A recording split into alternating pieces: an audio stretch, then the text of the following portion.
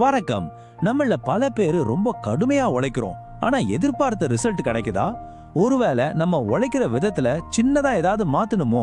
வாங்க இத புரிஞ்சுக்க வாழ்க்கை மற்றும் வெற்றியை பத்தி ரெண்டு வெவ்வேறு பாதைகளை காட்டுற ஒரு சூப்பரான பழங்கால கதைக்குள்ள போகலாம்.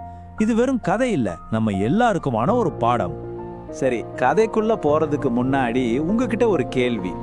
வேகம் பெருசா இல்ல விவேகம் பெருசா? ஒரு நிமிஷம் யோசிச்சு பாருங்க. நாம பார்க்க போற இந்த ரெண்டு அண்ணன் தம்பிகளோட கதை இந்த கேள்விக்கு ஒரு அசத்தலான பதில சொல்ல போகுது. ரொம்ப செழிப்பான ஒரு கிராமம். அங்க சகஸ்ரன், மித்ரன்னு ரெண்டு அண்ணன் தம்பிங்க இருந்தாங்க. ரெண்டு பேரும் அவங்க வாழ்க்கையோட அடுத்த கட்டத்துக்கு போக தயாரா இருந்தப்போ அவங்க அப்பா ஒரு சவால் வைக்கிறாரு. சும்மா சாதாரண சவால் இல்ல, அவங்க ரெண்டு பேரோட எதிர்காலத்தையே மாத்த போற ஒரு சவால் அது. இந்த ரெண்டு பேரும் அப்படியே ஆப்போசிட் கேரக்டர்ஸ்.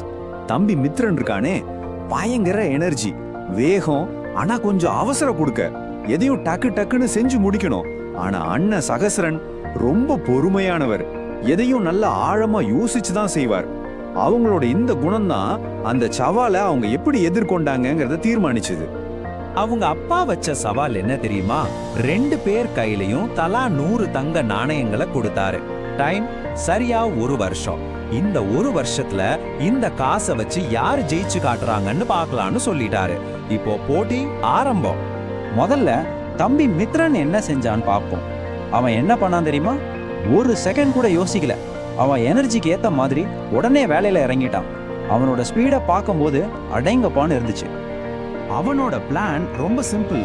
ஒரு பெரிய கடை திறக்கணும், அதுல பயங்கர காஸ்ட்லியான ஆடம்பரமான பொருள் எல்லாம் வச்சு விற்கணும், சீக்கிரமா பெரிய பணக்காரன் ஆயிடணும். அவனோட டார்கெட் ஒன்னே ஒண்ணுதான், குவிக் ப்ராஃபிட்.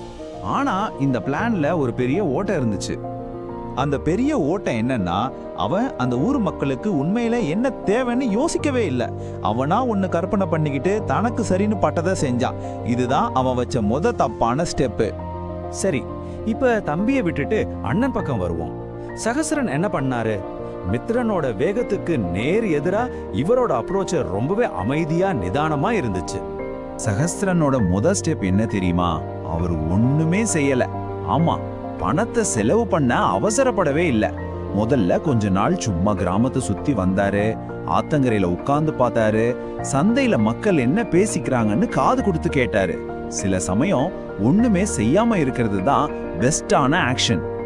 அப்படி பொறுமையா கவனிச்சதுக்கு ஒரு பெரிய ரிசல்ட் கிடைச்சது. அந்த ஊரோட முக்கியமான ஒரு பிரச்சனையை கண்டுபிடிச்சார். மக்களுக்கு தேவையானது ஆடம்பர பொருள் இல்ல, சுத்தமான குடிதண்ணீர்.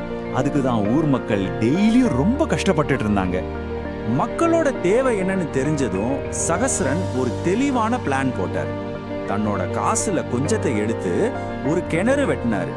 அதுலேருந்து வர்ற தண்ணிய மக்களுக்கு ரொம்ப கம்மி விலைக்கு கொடுத்தாரு. இதுல வந்த வருமானத்தை வச்சு மீதி காசோட சேர்த்து விவசாயம் பண்ண ஆரம்பிச்சாரு. பாருங்க, மக்களோட தேவையும் பூர்த்தியாச்சு, இவருக்கும் ஒரு நிரந்தர வருமானம் உருவாச்சு. பார்த்துட்டே இருக்கும்போது 1 வருஷம் டக்குன்னு ஓடிடுச்சு. இப்போ ரிசல்ட் பார்க்க வேண்டிய நேரம். ரெண்டு பேரும் தேர்ந்தெடுத்த பாதை அவங்கள எங்க கொண்டு போயிருக்கு? அவங்க அப்பா ரெண்டு பேரையும் கூப்பிட்டாரு. ரிசல்ட் ரொம்பவே தெளிவா இருந்துச்சு. மித்ரன் கையில ஒண்ணுமே இல்ல, 0. ஒரு தங்க நாணயம் கூட மிச்சம் இல்ல. ஆனா சகஸ்ரன் அந்த 100 நாணயத்தை 500 நாணயமா மாத்தி இருந்தாரு. ஆனா விஷயம் காசு மட்டும் இல்ல. ஆமா, மித்ரனோட ஆடம்பர கடை படுத்துடுச்சு. அவனுக்கு மிஞ்சினது வெறும் வருத்தம் மட்டும்தான்.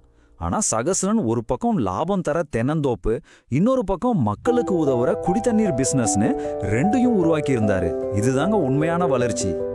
தம்பி சோகத்துல இருக்கிறத பார்த்து சகஸ்ரனுக்கு கோபம் வரல. பதிலா ரொம்ப ஆறுதலா சொன்னாரு, தம்பி கவலைப்படாத, அனுபவம்னு ஒன்று இருக்குல்ல, அது நம்ம வாங்குறதுலயே ரொம்ப காஸ்ட்லியான பாடம். சகஸ்ரன் மித்ரனோட தோல்விய ஒரு முடிவா பார்க்கல, ஒரு பாடமா பார்த்தாரு.